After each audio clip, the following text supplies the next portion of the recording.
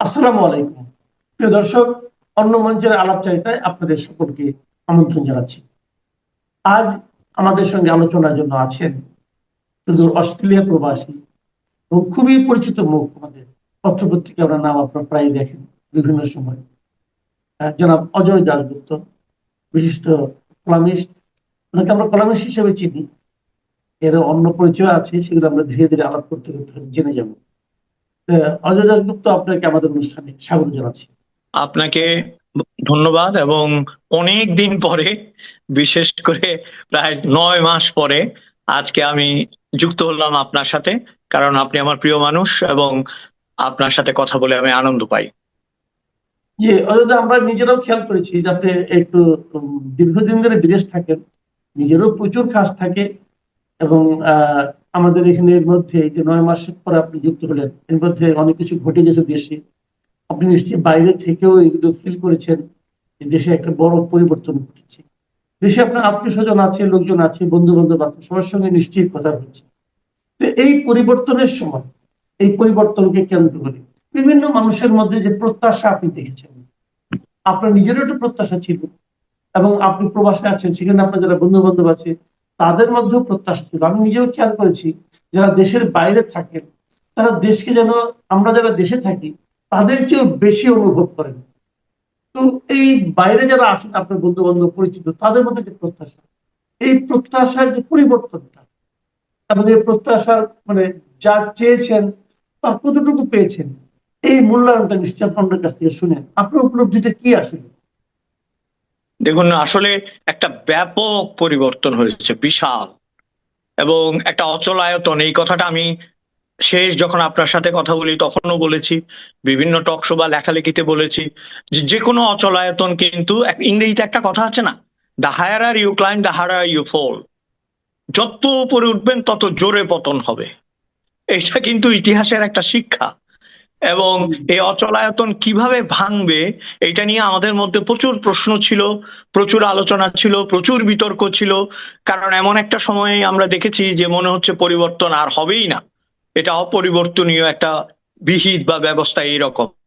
কিন্তু আপনার যেটা বললেন আপনি যে 5ই অগাস্ট একটা বিশাল পরিবর্তনের ভেতর দিয়ে নতুন একটা বাংলাদেশের আমরা দেখলাম। যে আমি নতুন বলতে এই কথা বোঝাচ্ছি যে প্রশাসনিক পরিবর্তন, রাজনৈতিক পরিবর্তন, সামাজিক পরিবর্তনের একটা নতুন জিনিস আমরা আশা করলাম।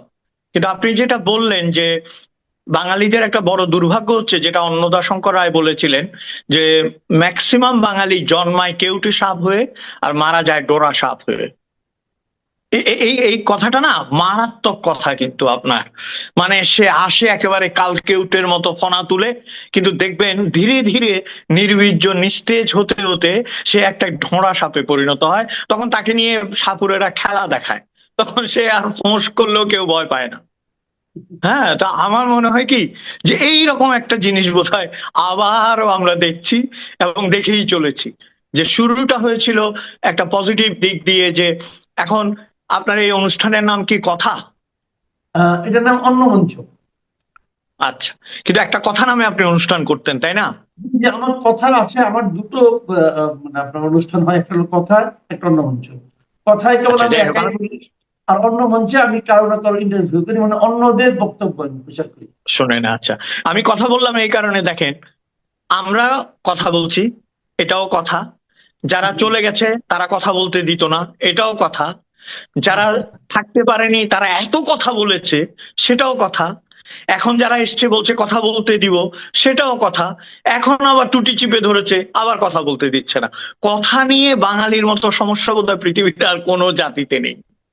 কথায় তো আপনার, কথায় তো আসলে কোনো মসনদ হেলে পড়ে না। কথাকে ভয় পাওয়াটা, এটাই হচ্ছে অগণতান্ত্রিকতা।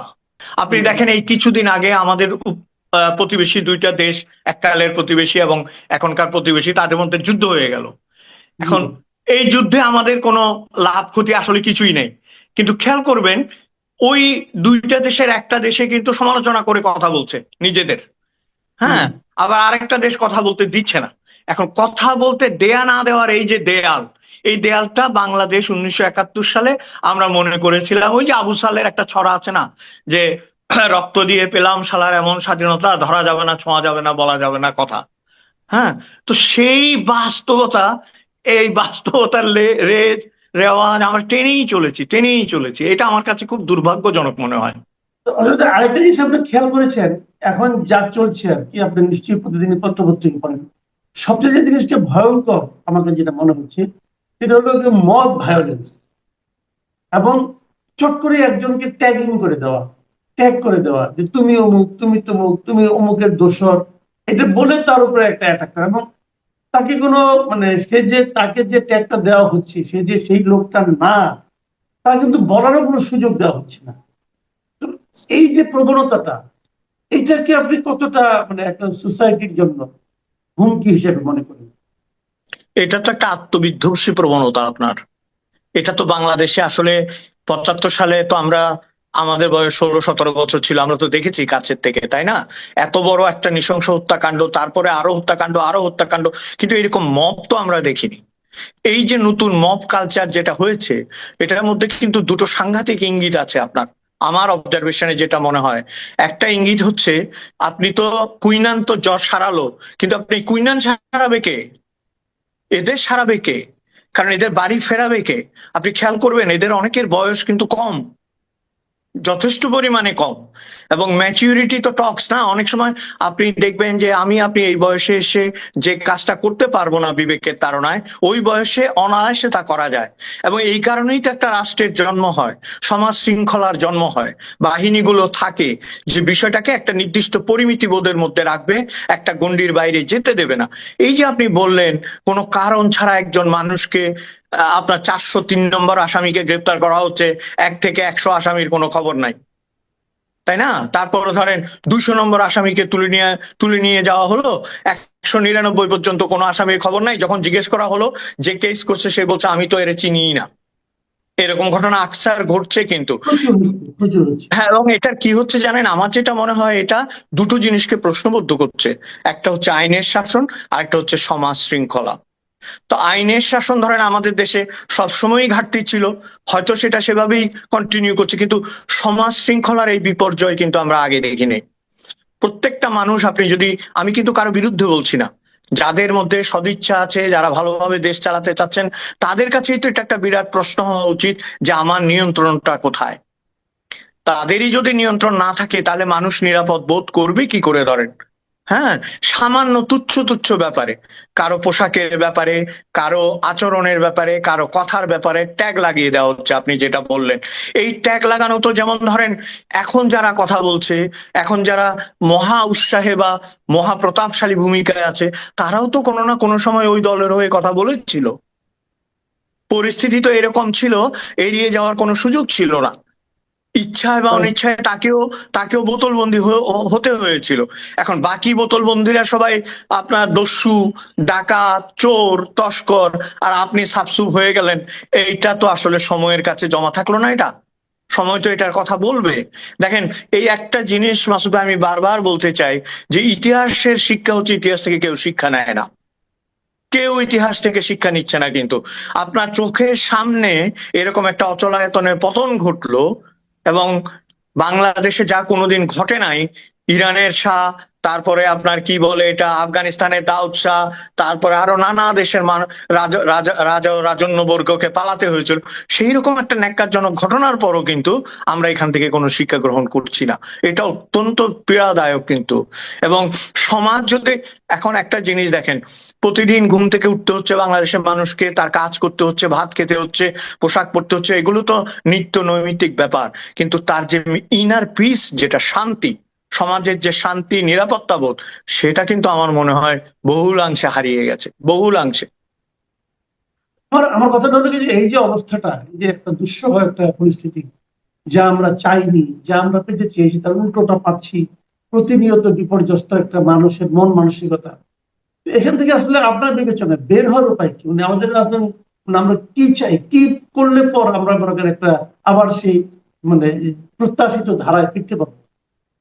প্রত্যাশিত ধারায় ফিরতে হলে খুব সহজ ব্যাপার হচ্ছে, প্রথম কথা হচ্ছে এক্সেস যে কথাগুলো হচ্ছে, অপরিমিত যে কথাগুলো, এবং আমি বলবো যে অদায়িত্বপূর্ণ যে কথাগুলো, সেই কথাগুলোকে প্রথম বন্ধ করতে হবে। কারণ এগুলোতে আসলে এক ধরনের উস্কানি থাকে।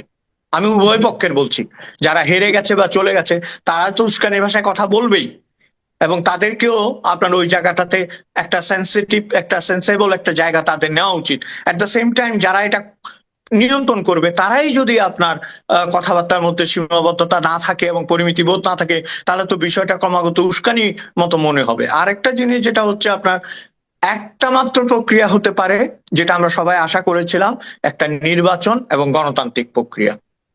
বাংলাদেশের মানুষ কিন্তু এইটাই আসলে মনে প্রাণে আশা করছে, যে একটা নির্বাচিত সরকার কিংবা একটা গণতান্ত্রিক প্রক্রিয়ার মধ্য দিয়ে তারা শান্তির কাছে ফিরে যেতে হবে। শান্তির কাছে তো ফিরতেই হবে আপনার, না ফিরলে আপনি এই পরিস্থিতি কতদিন চলতে থাকবে? কিন্তু কোশ্চেনটা হলো, আপনি যখন নির্বাচনের কথা বলবেন, তাই না, তখন নির্বাচনে কি আপনি এমন কোন পদ্ধতি, আপনি এমন কোন ব্যবস্থা রাখবেন যেখানে নাকি একটা বিশাল জনগোষ্ঠী তার প্রত্যাশিত প্রার্থীকে ভোট দেওয়ার সুযোগ পাবে না?